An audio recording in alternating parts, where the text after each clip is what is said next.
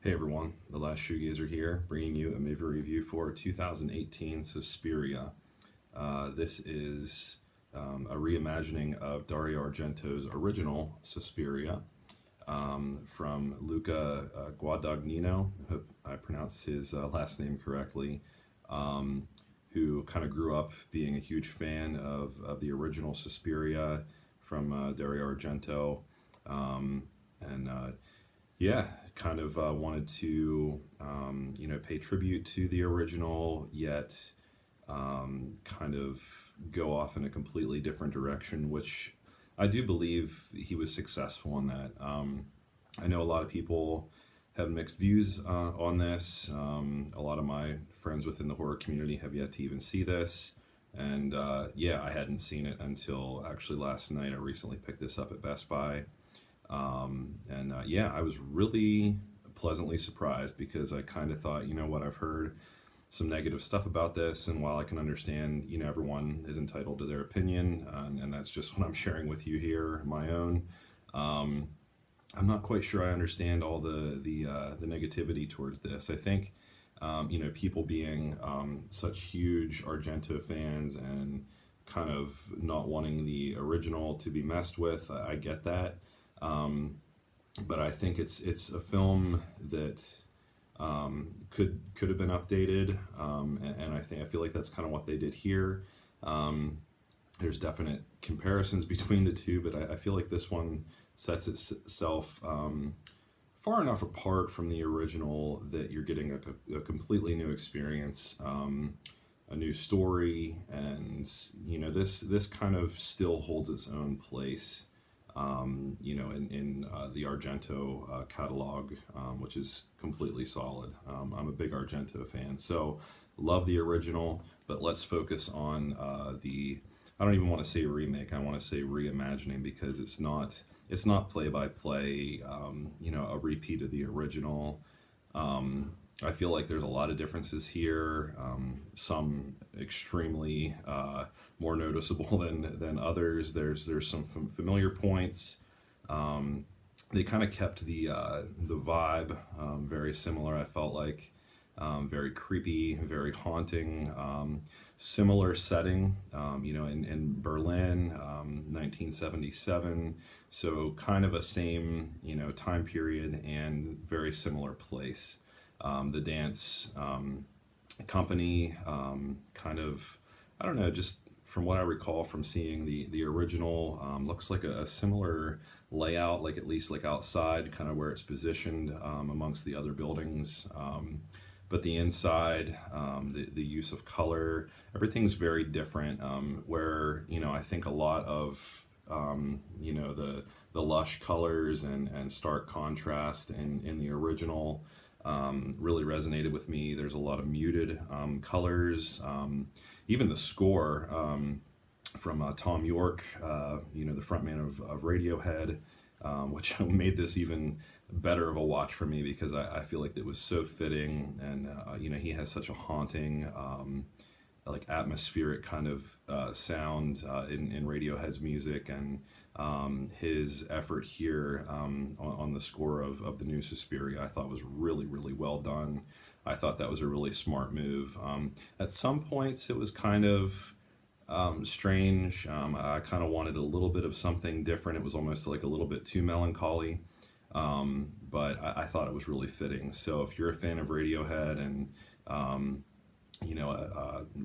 Radiohead sound in general, even if you're not like a complete Radiohead fan, just that kind of very atmospheric, melodic, ambient kind of sound. His voice just kind of soars and cuts through even some of the more maddening times.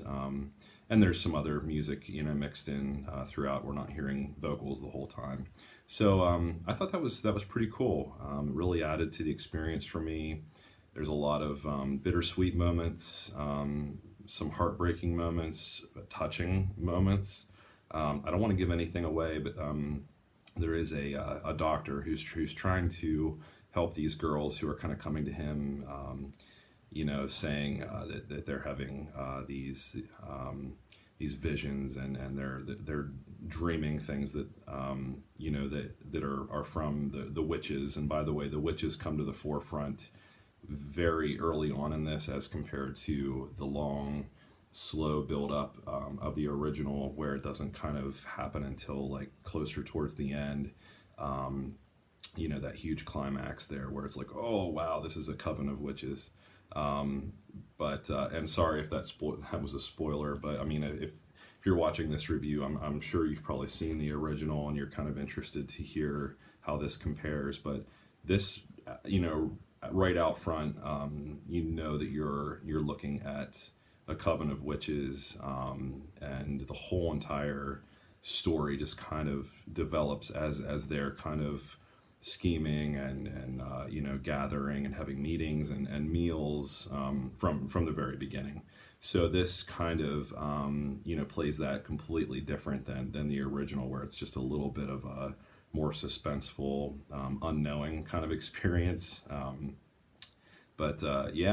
thought this was really well paced. There's multiple acts. It's a little over, it's like right around 2.5 hours long, so it is kind of a lengthy watch.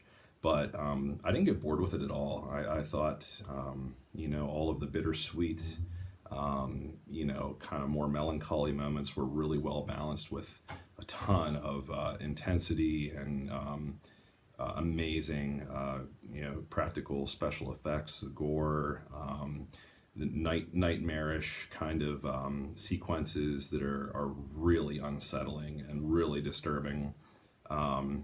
Really kind of set this apart, in more of a modern way. A lot of the flavor that we get from more modern day horror, I feel like they tied that in really well here.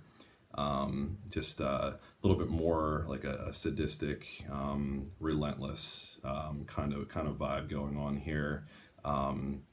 It stars Dakota Johnson. She did an amazing job as sort of the lead there. Tilda Swinton, kind of she played Madame Blanc, and then Dakota Johnson played Susie Banyan, who is from the United States, and she comes to audition and she becomes a part of the girls there in this dance company.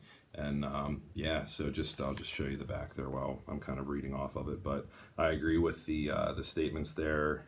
It is gorgeous. It is haunting, astonishing, and I thought really, really well played. Very, very powerful acting here between these two. Also, Mia Goth and Chloe Grace Moretz.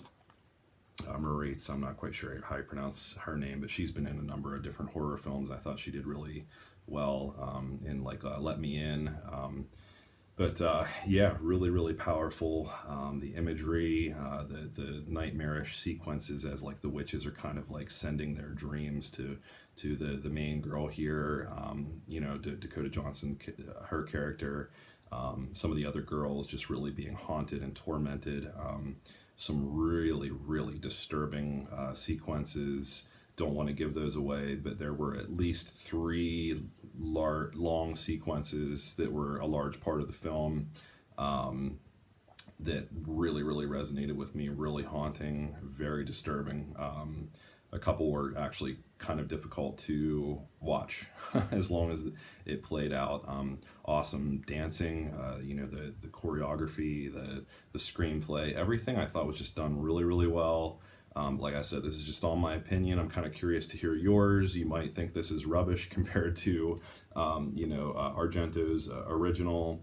But like the Tom York score from good old Radiohead, compared to like the Goblin soundtrack, which is included in my nice little Anchor Bay set here. I thought they just really nailed this. But everyone's going to kind of, take away a different feeling from this. I left feeling kind of sad, yet kind of ripped apart with how much,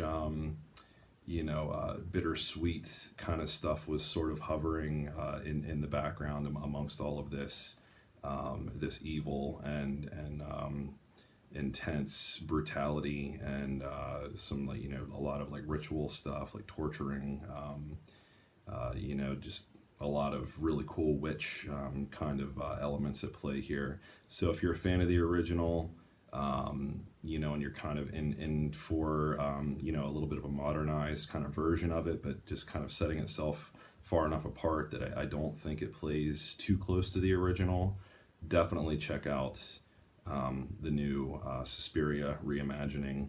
I don't think you'll be disappointed. I'm really glad that I picked it up.